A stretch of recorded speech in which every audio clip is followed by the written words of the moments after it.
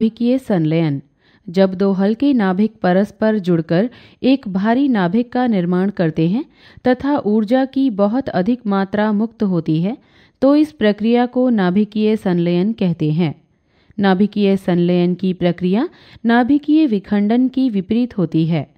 नाभिकीय संलयन से प्राप्त प्रति इकाई द्रव्यमान ऊर्जा का मान नाभिकीय विखंडन से प्राप्त एकांक द्रव्यमान की ऊर्जा से बहुत अधिक होता है। जब दो हल्के नाभिक परस्पर संयुक्त होकर एक भारी नाभिक का निर्माण करते हैं तथा द्रव्यमान क्षति डेल्टा एम होती है। भारी नाभिक का द्रव्यमान दो हल्के नाभिकों के द्रव्यमानों के योग से कम होता है। द्रव्यमान की यह क्षति ऊर्जा की अधिक मात्रा के रूप में प्राप्त होती है तथा उनमें निम्न संबंध होता है E = डेल्टा एम इंटू सी स्क्वायर। अतः नाभिकीय संलयन अभिक्रिया प्रोटॉन 1H1 व न्यूट्रॉन 0N1 संलयित होकर ड्यूटेरियम 1H2 बनाते हैं। 1H1 plus 0N1 gives 1H2 plus gamma.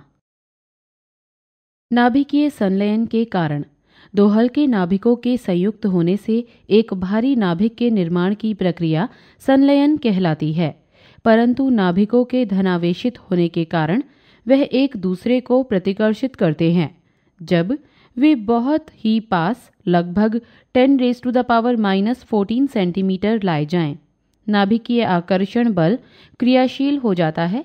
जब और अधिक पास लाया जाता है तो संलयन अभिक्रिया संपन्न हो जाती है। नाभिकों को और अधिक पास लाने के लिए अधिक गतिज ऊर्जा की आवश्यकता होती है। नाभिकों को नाभिकीय बल के विरुद्ध संलयित होने के लिए लगभग 0.1 मिलियन इलेक्ट्रॉन वोल्ट गतिज ऊर्जा की आवश्यकता होती है। यह अत्यधिक ऊर्जा अधिक ताप के कारण उत्पन्न होती है। नाभिकों को 0.1 मिलियन इलेक्ट्रॉन वोल्ट ऊर्जा प्रदान करने के लिए 10⁸ केल्विन तापमान की आवश्यकता होती है। चूंकि संलयन का कारण उच्च ताप है, इसलिए संलयन को ताप अभिक्रिया कहते हैं। सूर्य के भीतरी भाग का ताप 0.15 इंटू 10⁸ केल्विन होता है। अतः सभी नाभिक अधिक तेजी से गति करते हैं तथा एक दूसरे से टकराते रहते हैं तथा तापमान में वृद्धि होने के कारण संलयन अभिक्रिया चलती है। सूर्य तथा तारे स्वतः ही ताप नाभिकीय अभिक्रिया प्रदर्शित करते हैं। सूर्य कई वर्षों से अधिक ऊर्जा लगभग 3.8 इंटू 10⁻26 जूल पर सेकेंड की दर से ऊर्जा दे रहा है। सूर्य की संलयन प्रक्रिया ही सूर्य की ऊष्मा का कारण है।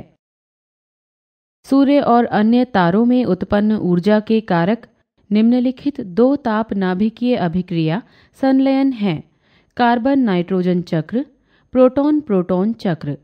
सूर्य में यह दोनों संलयन अभिक्रियाएं होती हैं।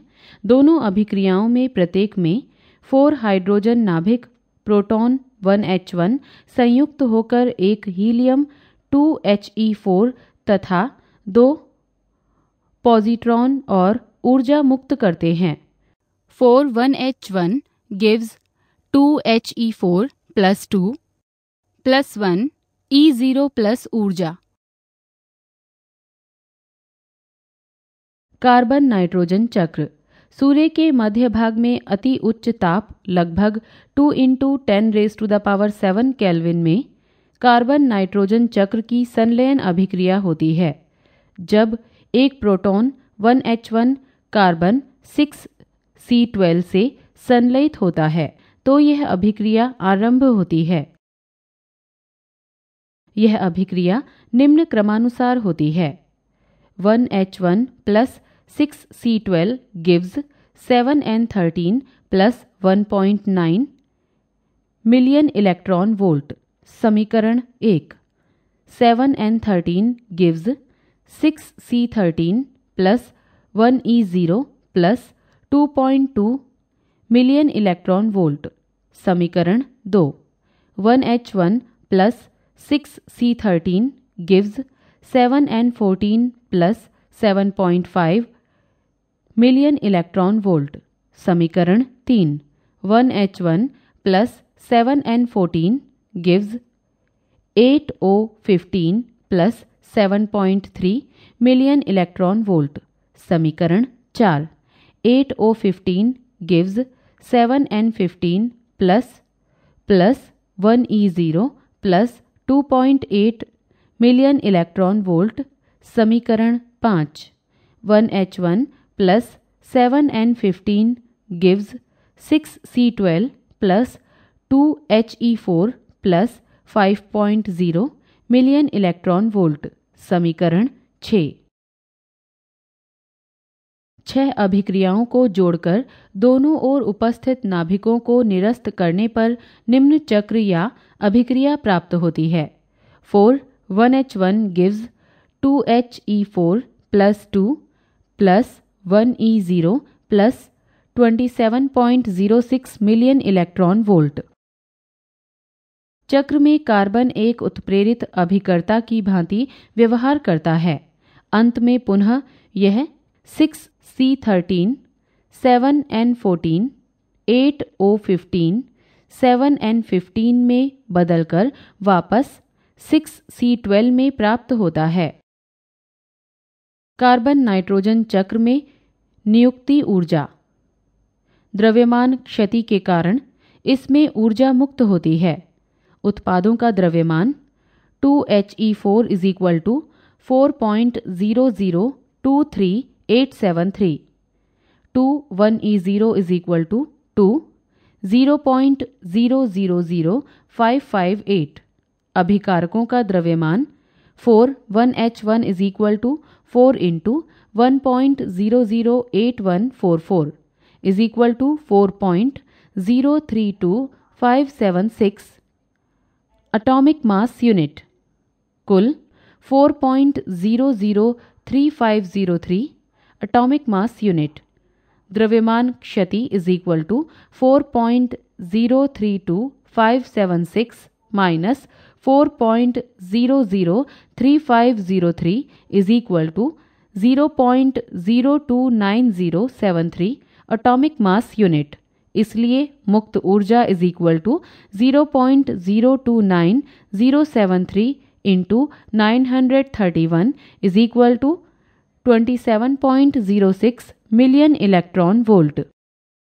सूर्य के मध्य भाग की ऊर्जा से सूक्ष्म कम ताप पर प्रोटॉन प्रोटॉन चक्र अभिक्रिया संपन्न होती है।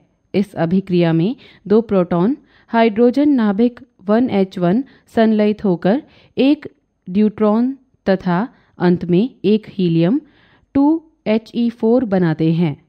माध्यमिक अभिक्रियाएं निम्न हैं। 2 1H1 plus 2 1H1 gives 2 1H2 plus 2 1E0 plus energy.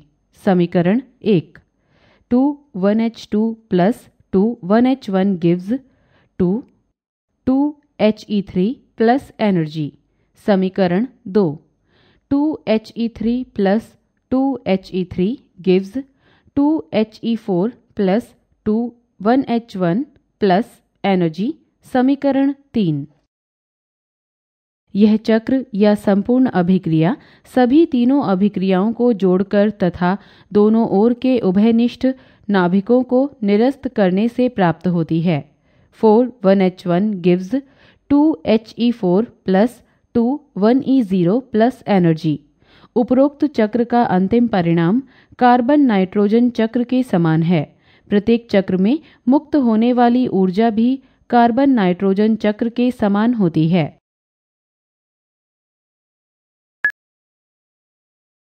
विखंडन व संलयन में तुलना। क्रम संख्या 1 विशिष्ट प्रक्रिया। विखंडन भारी नाभिकों का दो मध्य भारिक नाभिकों में टूटना। संलयन हल्के नाभिकों को भारी नाभिक में बदलना। क्रम संख्या 2 विशिष्ट ऊर्जा प्रतिग्राम। विखंडन कम, संलयन अधिक। क्रम संख्या 3 विशिष्ट प्रयोग किया पदार्थ। विखंडन यूरेनियम 235, प्लूटोनियम 239 और कुछ अन्य।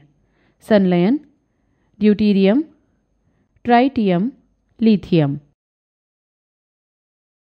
क्रम संख्या 4, विशिष्ट पदार्थ की उपलब्धता, विखंडन, सीमित महंगा, संलयन, असीमित सस्ता। क्रम संख्या 5, विशिष्ट रेडियोएक्टिव समस्थानिकों का बनना, विखंडन अधिक, संलयन लगभग नहीं।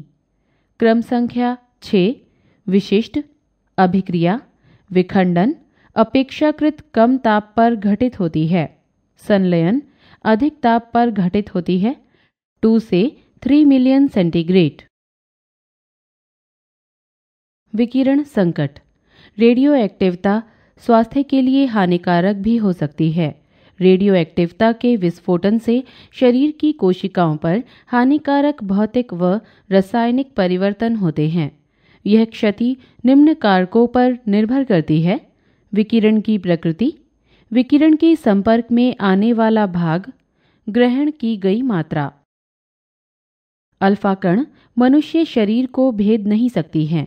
त्वचा की सतह को इसका केवल जैविक प्रभाव ही जला देता है।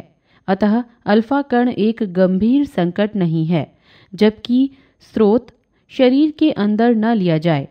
एल्यूमिनियम परत इन्हें रोक सकती है। गामा किरणें शरीर के आंतरिक भागों को भेदकर शरीर को प्रभावित कर देती हैं। गामा विकिरण वायु में व्युत्क्रम वर्ग के नियम का पालन करती हैं, इसलिए गामा स्रोत से जहाँ तक संभव हो दूर ही रहना चाहिए। न्यूट्रॉन विकिरण शरीर की जीवित कोशिकाओं को अत्यधिक हानि पहुँचाती है। अधिक हाइड्रोजन परमाणु से संयोजित जैसे पैराफिन मोम वाले पदार्थ न्यूट्रॉनों को रोकने का सबसे अच्छा साधन है। नाभिकीय सर्वनाश, बड़े पैमाने पर विनाश व बर्बादी जो कि नाभिकीय हथियारों के प्रयोग से होता है, नाभिकीय सर्वनाश कहलाता है। यूरेनियम 235 के एक नाभिक के विखंडन से ही लगभग 200 मिलियन इलेक्ट्रॉन वोल्ट ऊर्जा मुक्त होती है। 50 किलोग्राम यूरेनियम के उपयोग से प्राप्त नाभिकीय बम जब विस्फोटित होता है, अचानक ही लगभग 2.5 इंटू 10⁻28 मेगा इलेक्ट्रॉन वोल्ट ऊर्जा मुक्त होती है।